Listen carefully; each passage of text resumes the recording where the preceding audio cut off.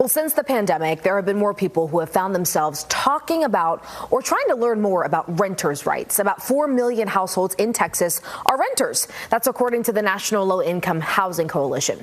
We contacted our media partners over at Texas Monthly because they're highlighting a local attorney who they say corrected a grave injustice in Dallas eviction courts. And now there's a concern that lawmakers want to stop him. We've got J.K. Nickell with us tonight for tonight's discussion. J.K., thank you so much for being with us. The first thing I want to get to is you highlighting this nonprofit that got national attention. Can you talk to us a little bit more about the Dallas Eviction Advocacy Center, that's what it's called, and how they got help from Dallas County? Yeah, totally. So this, for me, this started last year. I published a big piece about Mark Melton, who launched, as you say, the Dallas Eviction Advocacy Center early on in the pandemic. Sort of an ad hoc thing at first when people started losing their jobs during the pandemic.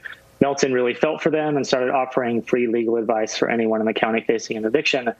And then he pretty quickly discovered that in Texas, it's really hard to get justice as a renter because all the cards are stacked against you. When you show up to eviction court, you aren't guaranteed a lawyer like you are on a criminal trial, and most people facing an eviction can't afford one.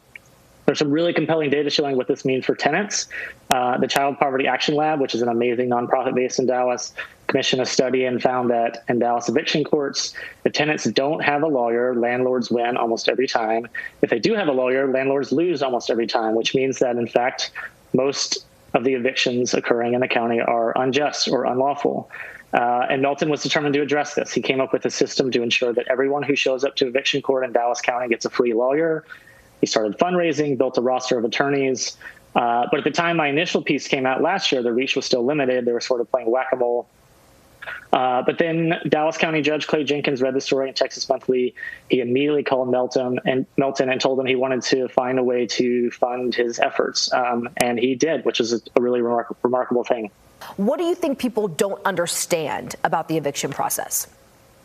Oh, that's such a good question. A lot. So Melton is a prominent corporate attorney today. His DEAC, which is Dallas Eviction Advocacy Center, is a nonprofit he's sort of built on the side. But his full-time job is he's a corporate attorney. Back when he was a young father, though, he was evicted himself after the company he worked for went belly up overnight. So he was this insanely hardworking guy, and through no fault of his own, he went through this traumatic experience that still haunts him. And it shapes how he sees folks going through something similar today. And so it's really important to understand that Texas has some of the worst renter protections in the country. Most states have what's called right to cure, which simply means that renters are given a grace period if they're late with their monthly rent. And the reason this matters, and all the data is really clear on this, is that for most folks facing eviction, it's just a one-time thing. They're not chronically late on rent. They're living paycheck to paycheck. And maybe they experience some sort of financial shock, like a big medical bill. Suddenly they've got tough decisions to make about paying bills or putting food on the table. So right to cure laws give them a chance to recover from that and still make a full payment to their landlord. But because Texas doesn't have right to cure, a bit of bad luck can mean they're suddenly out on the street. These are often single mothers, and research has shown that evictions cause all sorts of long-lasting damage, including for kids whose academic performance suffers pretty profoundly. It's also really expensive for local governments to take care of these folks when they become homeless. They often end up in criminal courts. It's a really significant problem. So while a lot of this sounds like boring public policy stuff, stakes are huge for folks who are doing their best to get by. Something that's getting even harder, by the way, with inflation and rising housing costs. There is a bill that has Melton very, very worried, House Bill 32. We've read a little bit about this, but for the folks at home, break down what this is and what this could mean. Yeah, so House Bill 32 is a whole lot of things.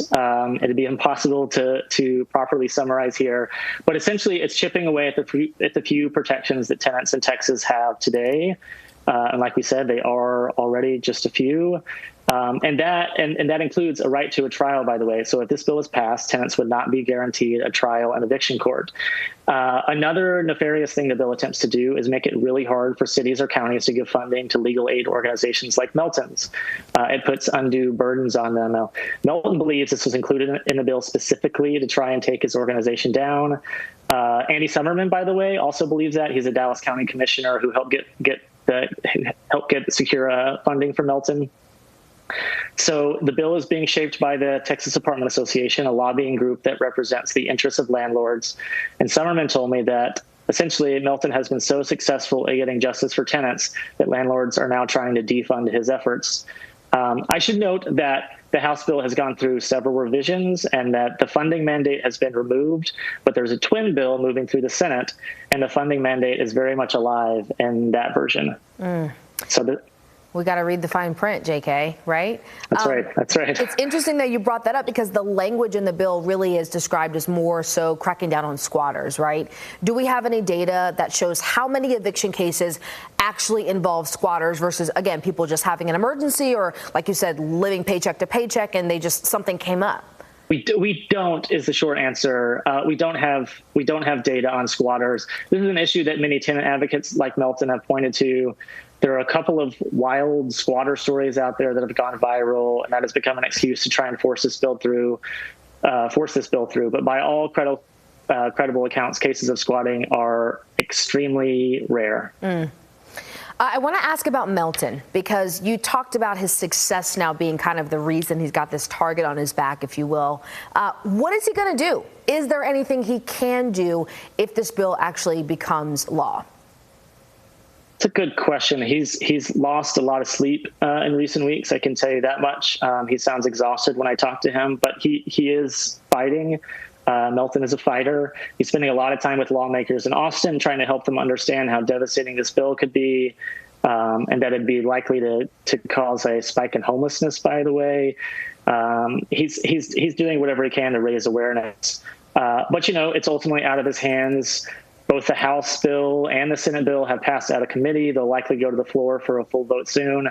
The thing I would say is that the folks watching today have a lot of power. I would encourage them to read the story, to call the representative if they have concerns about this legislation. The people really do wield the power in this situation. So I would encourage them to harness and take advantage of that. And I know there are so many renters who are so grateful for Melton and the work that the Advocacy Center is doing. We tonight are thankful for you, JK, sitting down, breaking it all down for us. We appreciate you. 2 articles you can read right now featuring Dallas attorney Mark Melton. You can read both of the articles as we are speaking on TexasMonthly.com. JK, thank you. We'll be right back.